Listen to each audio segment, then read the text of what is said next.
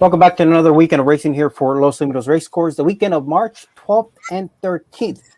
Fresh off the heels of a sensational trials weekend last week here at Los Al. Pleased to be joined by Christopher Wade. Chris, fresh in my mind is that sensational performance by Golden Boy back on Sunday night. Holy Toledo. You come off the layoff, you just had a turn of work, a 12-5 turn of work, and they just broke on the lead and said it's overextended like an absolute. Like we always had tons of ability, but that was just very, very impressive. By far the fastest qualifier. I mean, if that's what he can do off a lengthy layoff and an illness like that, he probably wasn't top to 100%. I mean, that is pretty scary for the division because he looked like he had plenty left in the tank in that sensational trial win. He broke on the lead and wasn't even asked to run a step, and I think it was like 1968, something along those lines. When I saw that final weight thing, it was like 942 or something, 944, something like that. It was just, oh my gosh, my mouth dropped to the floor. It was just so impressive. Yeah, same here. I was pretty taken aback by that sensational performance. Good to see him back on the racetrack and just add another sensational 3-year-old to the mix here at Los Alamitos. All right, let's take a look at Saturday's program, March 12th, 9-race program. And what race do you want to take a look at here on Saturday? I'm going to give a look to the last race. I'm going to look at Jaime Gomez's Some King is Up. This horse broke his maiden in his debut, and ever since the debut, he's had nothing but trouble at each subsequent start. He's got a good amount of talent, and he's in a field with a field drawn up against horses that aren't very quick early, so I figure possibly he could break. And on my numbers, he's got the best numbers in like 3 or 4 races straight with everything factored in, and could be tough to deny if he just gets away halfway decently.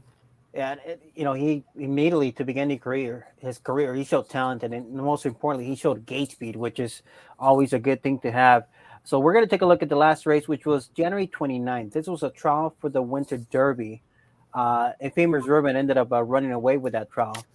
But I think overall, I mean, if you focus on the early part of the race, I think Something Is Up was the number 3 horse, right? Yeah, he was. Second time flipping halter. He broke a little slow. Then brushed inward away from the gate. Broke in kind of head high and brushed and kind of lugged out right there. Kind of skied a little bit midway, but showed some decent speed. But he was up against a shipper coming in from Evangeline. Had some good numbers on my charts prior, but he didn't finish that badly. He was finishing steadily. He's better than shown. And I like the way he was, finished okay. He galloped out relatively well. So this horse has a good amount of talent. It's just a matter of running his race. If he does, he's got a big look in the finale on Saturday night. And I think most importantly, also you noted there that you mentioned that even though it was a 5th place finish, you can see he probably missed second by what, a neck, if that. I mean, it was he just got beat a neck for second. So it looks a lot better than it really was. But that was a pretty solid performance. And I think he just gets away clean and runs to his ability for Jaime Gomez. He's got a big look there as our top choice there at 7-2 in the program in tonight's 9th event. And he should be able to appreciate cutting back from 400 to 300 yards based on that effort and based on his previous efforts as well. So Some King is Up, looking to bounce back with a better performance. Oscar Peinado returns, who he was aboard for that only win for this one. And what do you think about the post? Post number 6 there. It doesn't look like there's gate speed around him, so he should be okay, right? No, Sam Blue Bayou has ability, but always finds trouble. He had multiple lengths of trouble last effort, and the prior effort had about a length and a half of trouble. So Some King is Up. Also, little buddy, not that quick, a little fractious and brushed last time, and Cruz Cross had 17 trouble the prior effort. So I think if he just runs his race, I think he's got a big look there to break and to be right on the lead and be tough to hold off to go on by down lane. So 7-2, I'll give him a big look. All right. So last time I also landed on a similar selection as you. The boat didn't sink. We were able to thread water, so we got the winner home. So I'm telling you right now that I like Some King is Up as well. So hopefully we'll get to cash a little something with this horse. Some King is Up. So we'll see you out there this weekend at Los Al, and you're gonna have some primer notes as well in the nightlines, right? Yeah, Saturday night they got 9 races at Remington Park. We're going to help the public out with the races 4 through 9 at Remington Park. Got a number of 2-year-olds, and Monty's got a couple of 2-year-olds. Monty Rosa got a couple of 2-year-olds starting their career back there at Remington Park. So you got some wide open 2-year-old events. And could go any number of ways there on Saturday night. All right. Well, have a good night, and we'll see you out there Saturday at Los Alamitos. The traditional $2 pick six at Los Alamitos is always a great bet, and our pools continue to increase. On Saturday, January 8th, a one-night carryover of $34,000 led to a huge total pool of over $184,000, and our $10,000 pick six promo on eligible Sunday nights consistently resulted in total pools of over $60,000, and the payouts can be tremendous. And remember, on Sunday nights when there's not a carryover, Los Alamitos is continuing to add $10,000 to the pick six pool. The traditional $2 pick six, a great bet, a great deal, always at Los Alamitos. Welcome back to the program. Michael Corona is now joining me here from across the way. Michael, nice jacket you got going on, and kind of asked you off air what it was about, but share us a little bit about what that jacket represents. Well, it's from my home state of Queensland, Australia. It's a state rugby jacket, and I happened to be recording something just before we've come on air for a racetrack I used to announce at back in the 1980s. Which is celebrating a big anniversary next month. And they asked me to contribute a short video tribute. So I thought I'd throw this on to lend a bit of authenticity to the little tribute I did. And I figured I'd just leave it on coming on air with you. I hope it's not too much, mate. No, I like it. It caught my eye immediately. I knew it was something sports related, but I wanted to find out there what it was. So cool to hear rugby represented here on this program. All right, race number 9. We talked with Christopher Wade. That's the payoff leg of the late pick 4, and I believe you're taking us to the beginning leg of the late pick 4. Is that correct? Yeah, let's hope Chris and I can bookend the late pick 4 on Saturday night. I'm looking at this 300-yard maiden claimer, race number 6, and I think that the rail horse will be pretty tough to beat based on all sorts of problems coming off a 7-month layoff last time, February 20, when also drawn the rail. And when I say problems, Jose, I'm not just talking about in running. There was a lot of drama before the starter released the field for How High, who was playing up in the gate, became very rowdy, actually required an equipment repair, a new bridle from memory. So the horse got really stirred up, and under the circumstances, I thought did a terrific job. I completely forgot about that. So think about that equipment that had to be adjusted for him before the start. So let's pick up the replay. He's on the inside post, and he did go off as a tepid 2-1 favorite that day here. Yeah, it was the first start, and watch the horse lunge inward out of the gate straight after all that trouble in the gate. It was an awkward dispatch.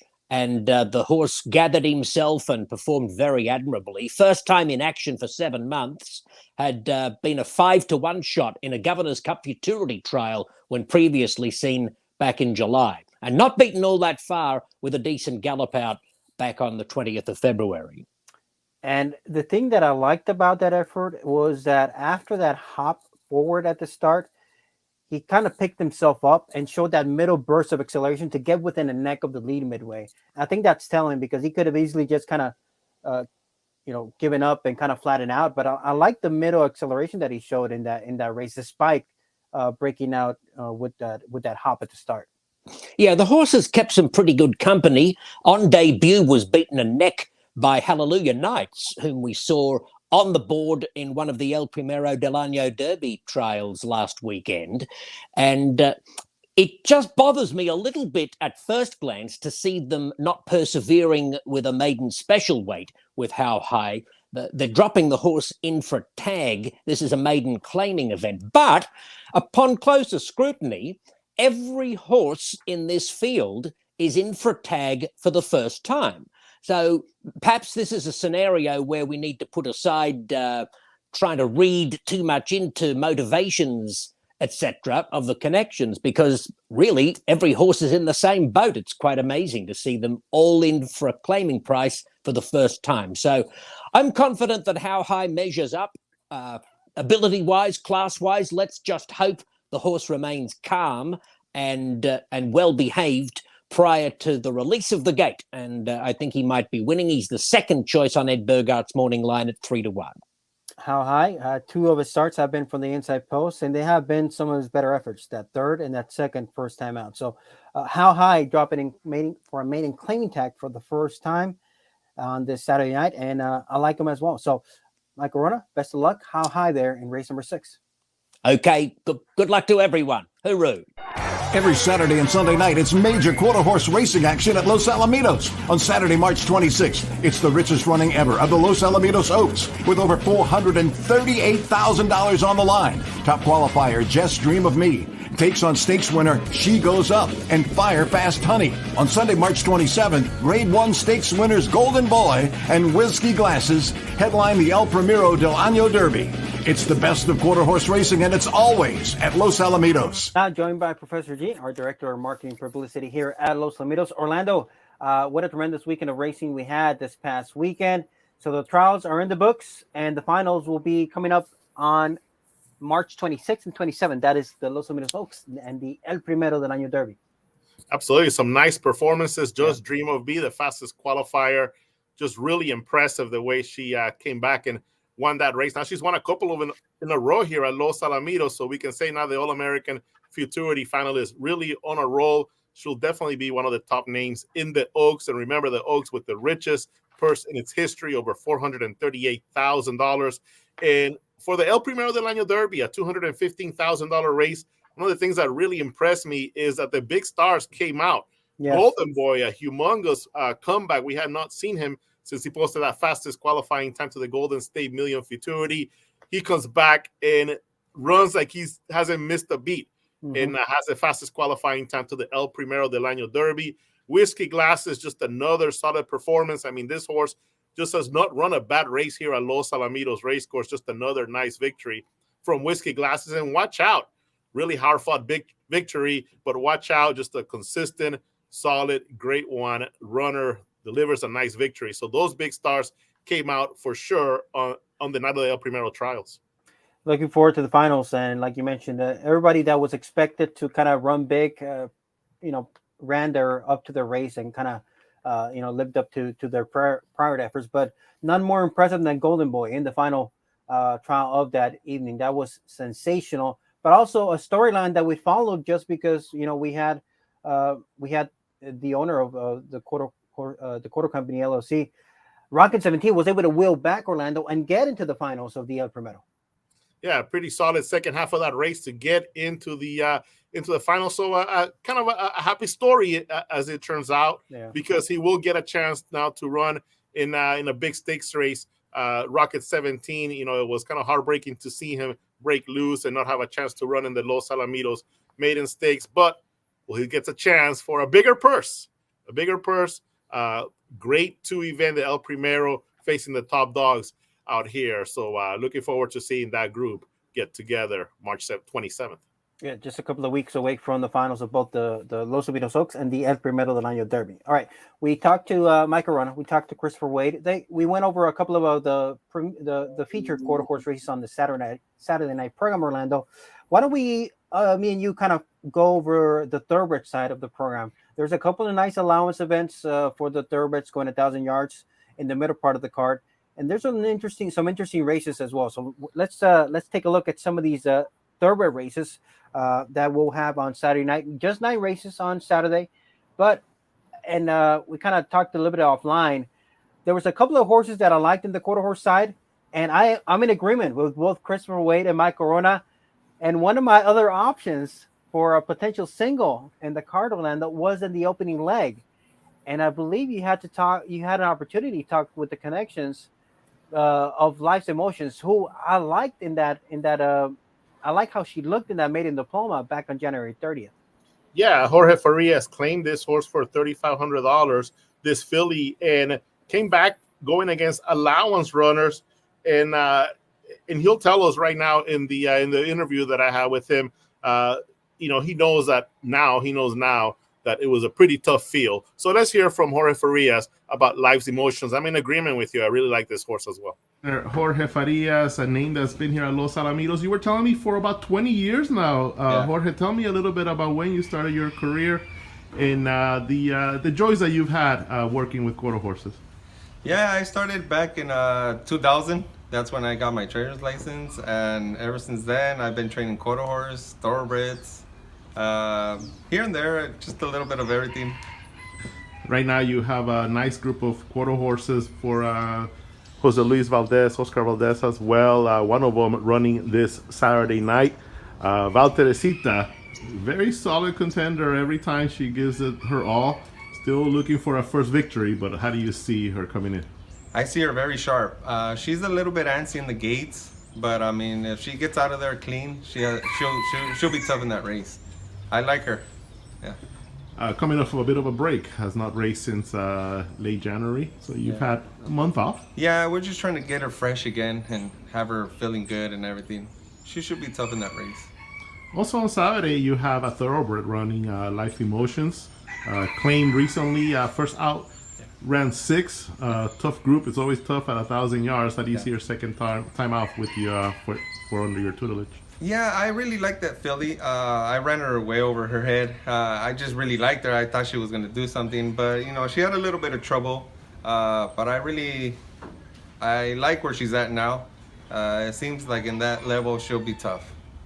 Your dad, Margarito Farias, has been owning horses for many, many years, and still loves the game just as much as day one. Huh? Yeah, he really loved the claiming game. Keep it going and change horses here and there. The claiming game. Yeah, claiming game. Best of luck this weekend. Thank you, sir.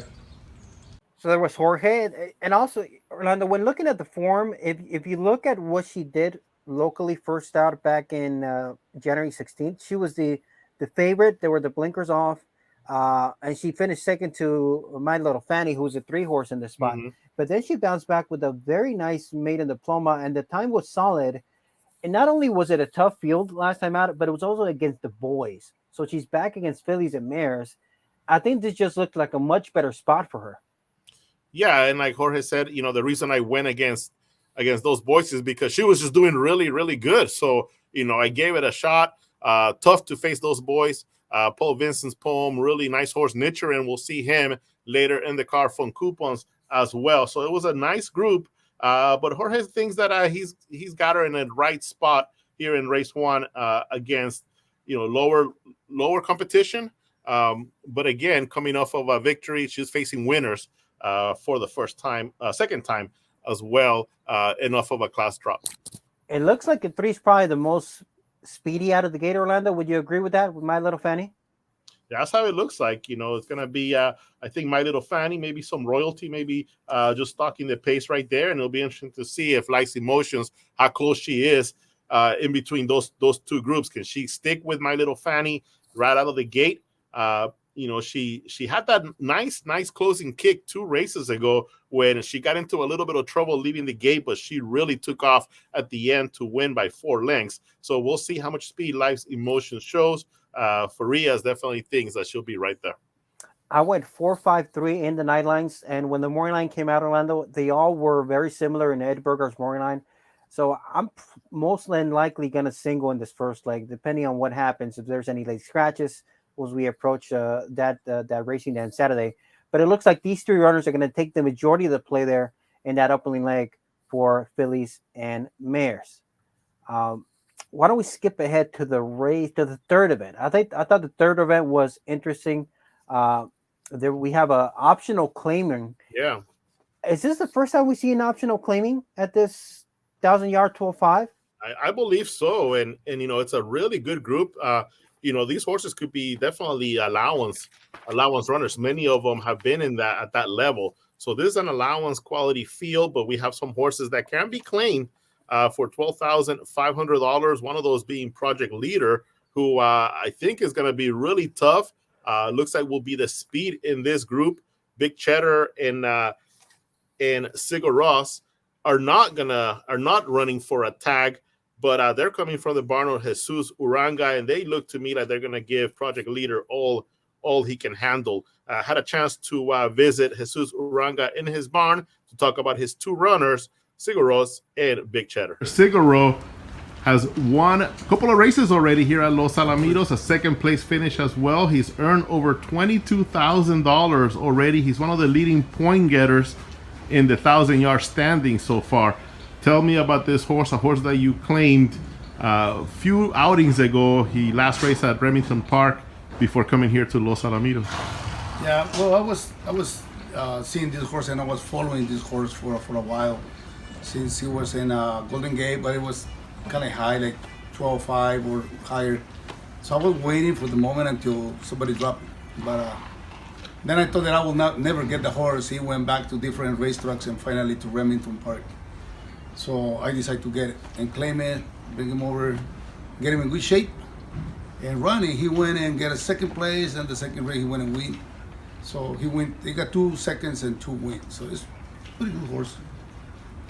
It's a good field that he's going against on Saturday. Project Leaders looks like he's going to be really tough. You have a couple of horses, Sigur Ro and also Big Cheddar. Big Cheddar.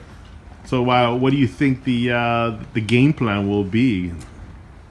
Well, Project Leader, he got speed, right? So what we plan to do here is to see if Big Cheddar will be the one close to him on speed, and they will probably coming from the back. I think that's the only way that we can play, because there's no way that this horse is going to be catching up on the speed of the other one. So he got close. Yeah. At the end. Yeah, he's done extremely well coming from off the pace with his victories. Last out, faced some pretty good horses. Kenny Benny was one of them. Yeah. Whiskey My God, I believe, was Yes. the other horse that ended up winning, but he was right there running third. Yes. Yeah, it was a good race. He had a couple issues during the race, but I think if he breaks, he's gonna be in good position. You have another horse going on Saturday, a mare, Consortium, Yes. going in. Tell me a little bit about this runner. Has nice PPs.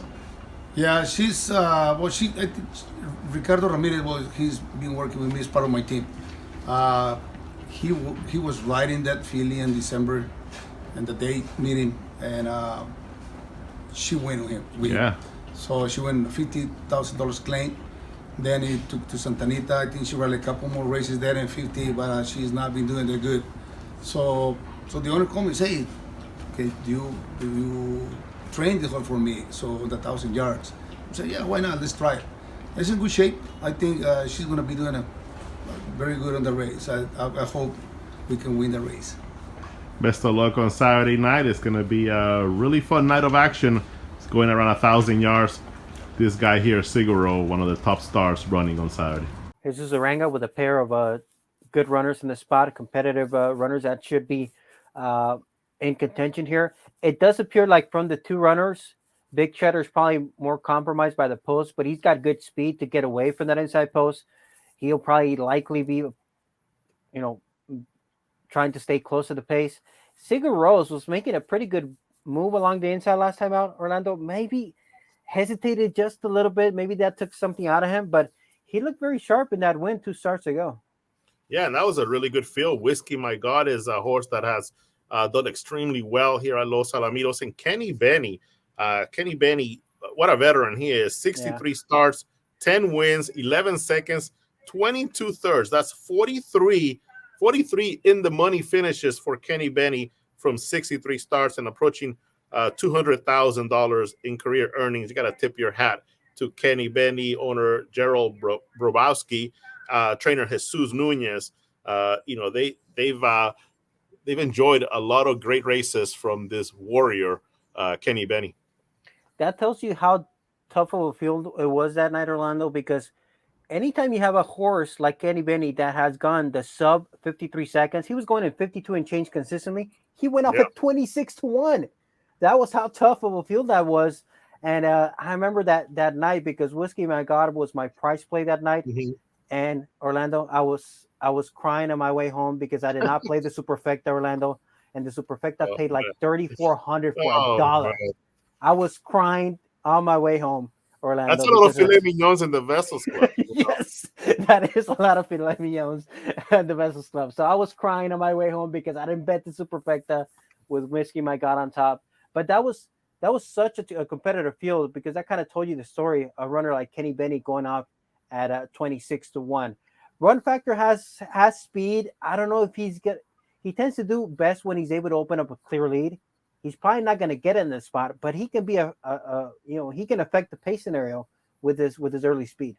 Yeah, I had a chance to talk to Angela Aquino about Run Factor a little bit, as well as a really interesting mare that she'll be training on Saturday night by the name of Supersonic Flyer. We'll hold on to that interview, Jose, when we talked about Supersonic Flyer, but she does talk a little bit about Run Factor.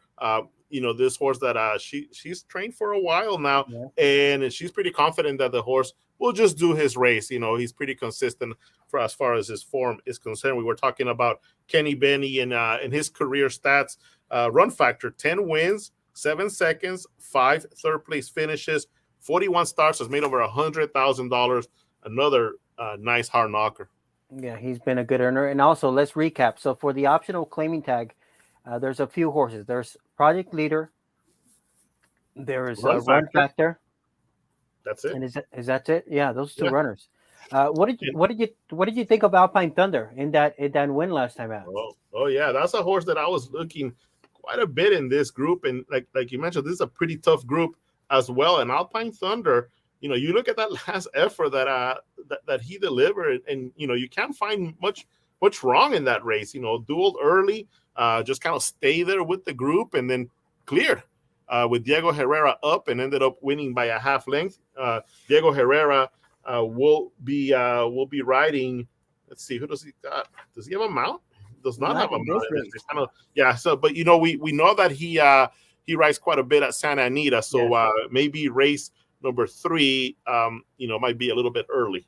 Yeah, he might be, because I did remember seeing his name later on in the card, so he might be, playing it easy to make sure he doesn't compromise the mounts. And so Alpine Thunder to be ridden by Eric Garcia, who's been doing very well with the opportunities he's been receiving here in the last few weekends at Los Al. And although Alpine Thunder only shows a half-length victory, look at the runner-up, Orlando. The second-place finisher was 8 lengths clear of the third-place finisher. I mean, they were well clear of the rest. So that was definitely a sharp win by Alpine Thunder. And Jose, we have to mention that the purse for this race, $20,500 at 1,000 yards. That's a lot of points for the $50,000 final that Los Alamitos will be hosting on June the 26th. There's a couple of horses in this group that are battling for for one of those early spots right now. Sigur Ro is actually the second leading point getter as of right now, only behind the mare Danny Bob. Sigur Ro has 22,100 points after those 3 races that he's had this year. That places him second. He's the top point getter as far as male horses is concerned. Danny Bob being the mare. Things continue the way that they are as of right now. Danny Bob would have an option. Does she run in the $30,000 race for fillies and mares, or does she go for the bigger purse, the $50,000 purse against the males? Of course, a lot of racing left. That final, like I mentioned, is on June 26th, so a couple of months away. But you start seeing already these horses kind of looking for good spots, good purses, good spots to continue to add up those points. Like Jesus Uranga said, that $50,000 final, that's a big goal for Sigur Ro. Yeah, so he's definitely in a good spot. When you consider he was claimed for 5,000 just 4 or 5 starts ago, so he's trending to be in a good position here if he keeps with that form. Let's go to race number 4 with the 9-race program. The pick 6 begins here in race number 4, $2 pick 6. There's a closeout leg also of that early pick 4. We got a field of 8 runners, Orlando, and let's kick off the conversation with the morning line favorite Nishirin. And I remember that race that we previewed here. We talked about the only concern we had for this runner is that he had been giving up leads across town in the last points of call. He did go off favorite. He did break well last time out, but he also once again got caught in the final strides. But all things considered, his individual time of 53.16 was pretty good, given that it was his first start here at 1,000 yards. Exactly right, and that'll make a difference. Second start out here, we've seen how horses improve when they get that outing under the lights. So I think Nishirin is going to be really tough. And Ed Bergar's morning line shows just that 8-5 on Ed Bergar's morning line. I like the 7 Nishirin. I like a stablemate as well, Being Blessed, who'll break from the outside. Diego Herrera up on Being Blessed. I think these two will be right in the thick of things. I wouldn't be surprised if that's the exact. Yeah, they're drawn towards the outside. The horse that was interesting outside of those two to me was Fun Coupons, who comes out of the same race as Nishirin, was was about 3/4 of a length behind that runner. And I thought he lost a little bit of momentum. He was finishing with some interest. He should be able to save ground from this inside post. I think he can. That would probably make a difference. But given that it's an 8-horse field, he's gonna probably have a little bit more horses to kind of weave through. So he's interesting to me.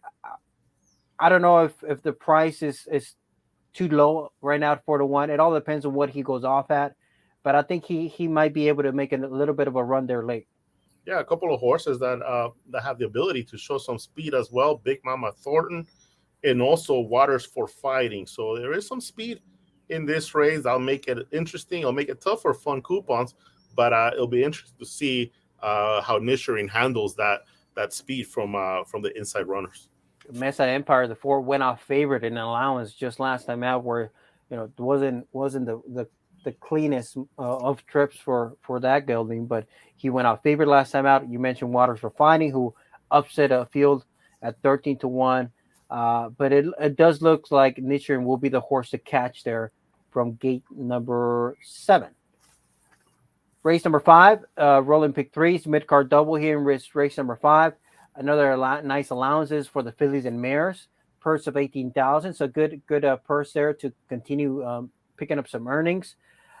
What did you think of this Invader Supersonic Flyer in 9-5? Yeah, I went straight to Angela Aquino's barn to find out a little bit more for this horse that we'll see for the first time here at night. But this horse has raced during the daytime and done well during the daytime. Angie mentioned how Joe Eichenberger gave her a call to send her this mare. Here's Angie with the full story on Supersonic Flyer. We're here with trainer Angela Aquino. You have an exciting night coming up on Saturday night. Several really nice, high-quality runners. We're joined by one of them right here, Supersonic Flyer, a new arrival to the barn, right, Angela? Tell me about it. Yeah, I actually got a call from like a number I didn't notice. So I was like, oh, okay. Normally I let them go to voicemail, like, because it's mostly spam. But I'm like, okay, I grabbed it, and then it was a guy, a Joel, and he said, I came highly recommended from a friend of his, and they had a filly that they wanted to run here at Los Alamitos, so he's kind of started telling me about her and everything, and when I looked her up, I'm like, oh wow, she's a really nice filly, so I was super excited. He was like, well, let me know, if you'd be interested in training her, and I was like, well, for sure. I'm not usually too picky on what I train, and she was more than what I expected, so. Yeah, back-to-back wins in their last 2 starts, one of them this year. Bel Seville has been on this runner, won across town. So yes, and her owners, it looks like they've lightly raced her and they've given her a lot of time and really taken care of her. So she's been running actually really, really good for him. Yeah, when I looked up her record, she actually ran here and won in the daytime at the Los Alamitos Day Meet, and then just won at Santa Anita. So I was kind of surprised why they wanted to run her here, but I think they just kind of want to take advantage of those good purses for the 1,000-yard races. And the exercise rider that you had on her? Yeah, I actually pulled her out for Diego to get on her because he rides most of my horses, and he was like, I know this filly, and I'm like, no, you don't. And he's like, yeah, I worked her for Leonard Powell. So I talked to the owners, and they were more than happy to have Diego riding her, so I'm pretty excited for her. Also on Saturday night, Run Factor is back, and a horse that has done some nice things here at Los Al as well. Going against some tough horses, but it looks like you have a pretty good chance with him. Yeah, that little horse, he tries his heart out. I don't care where I put him, where he's placed, he's gonna try. And he's just kind of like become part of the family. Had him for a long time, and he's won us a lot of races. So they've claimed him away, and we've taken him back quite a few times. So yeah, he should run his race. Best of luck this week. Thank you. Hard to not like what she's done in the last 2 starts, Orlando. Not only winning across town, but also winning here over the daytime. She appears to have enough speed to get away well. And anytime you can get the hot riding Diego Herrera, you seem to be in a good spot here with Supersonic Flyer. Yeah, and also the 5, Coruscation, Jesus Uranga mentioned this runner as well. So that's a nice performer. Has raced for a $50,000 tag at is it a tag? At Santa Anita. Yeah, it looks like an optional claimer last time. Yeah, optional claimer. So it'd be interesting to see if she was, one of those horses that was eligible to be claimed or not. But, coming from Santa Anita, has won at, Brooker Maiden at Santa Anita, has shown decent speed up there. Another one, Desert Fog, that's shown a ton of speed. Yeah. Racing at Golden Gate. This will be Desert Fog's first outing of 2022. I didn't know what to make of Desert Fog, but you can't ignore. Look at all those ones in the charts. Yeah. She just likes to break well, right? And that 21-3 opening quarter at Golden Gate could probably translate to here. And also, I'm just picking this up. I might have overlooked it, but I see there's a Pleasanton win, and actually that's a dirt win. So I might have overlooked that when I was looking at the races earlier today. So that win at Pleasanton looks pretty good on paper, given that that was the last recent win actually was on dirt. Yeah, so we're gonna see some nice speed in this race. Casillo Later is another interesting horse, just based on the ability to kind of stick around and be right there close to the action. So if we see some speedsters early on, maybe a horse like Casillo Later can pick up the pieces as they turn for home in this 1,000-yard race, Jose. And Casillo Later might be overlooked because she's previously raced here and she hasn't been able to hit the winner's circle in a while, but she was only 3/4 of a length behind Supersonic Flyer last time out, so she might be a little bit overlooked on the board. Casillo Later is. And then another runner there coming in from the daytime, it's a riddle for Milton Pineda and Francisco Orduña Rojas. This barn and this jockey, I believe, had a nice upset winner last week, if I remember correctly. And It's a Riddle will be at 7-2 on Ed Burgart's morning line. That's a look at a few races on the thoroughbred side. Mike Corona and Christopher Wade were good enough to help us with the quarter-over side of the program here. 9 races on Saturday night, and approximate post time scheduled for around 6 p.m. on March 12th. Orlando, check this out. I gotta show you this because look at what the crew from the Vessels Club brought us this week. It was shrimp scampi, angel hair pasta. Those shrimp were delicious. George was working with me. George Ortuzzo was working with me on the quarters. During the commercial break, he inhaled. When I say inhaled, there was inhaling of shrimp going on during the commercial break. Those were delicious. Only George. you were you stayed off of them. Wow. No, I was guilty as charged. Those were sensational. Yeah, you had the willpower, right, that George didn't have.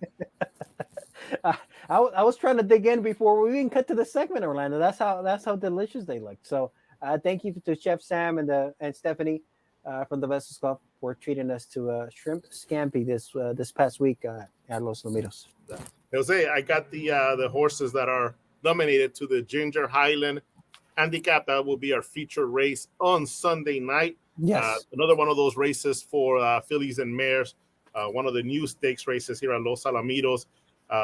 There's 9 of them nominated. El Falva, Famous Shining Star, La Estrella Corona, yes, Astronomical, College Scandal, back in, Go To Girl, Cartel Fire 2, In My Heart, Cotton Cartel. So the 2 of the horses that did extremely well in the last race that we had, the Denim and Diamonds, right?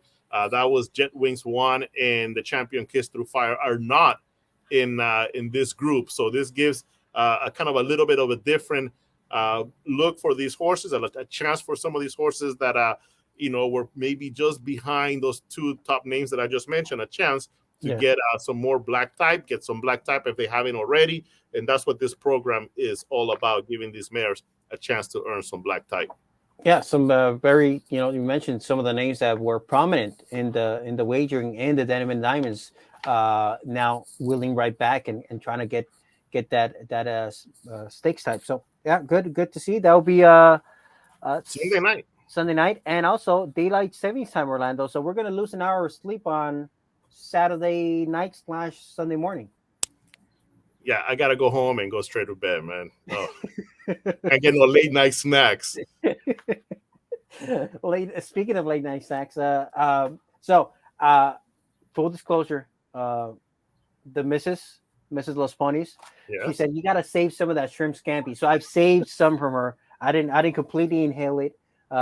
So she got to enjoy some of that shrimp scampi. So because I was, she was not happy about that filet mignon, Orlando, because I did not leave anything. I'm sorry. I did not bring anything home. For Ascension Scampi, I saved some, so she enjoyed it. So. Very good. Well, you know what? They load that dish with plenty of shrimp, so good deal. That's a great deal. She got to taste a little bit of that Vessels Club food. And speaking of the Vessels Club, what a great place to have a group event, a group party, tremendous views of the North Orange County skyline, beautiful nights. Like you mentioned, the time is changing, so we'll have a little bit more daylight. We'll be able to run a few races, still during daylight time, and then the beautiful night action continues here at Los Alamitos, racing under the stars in the sky. Not a better place to have a group event than Los Alamitos Racecourse.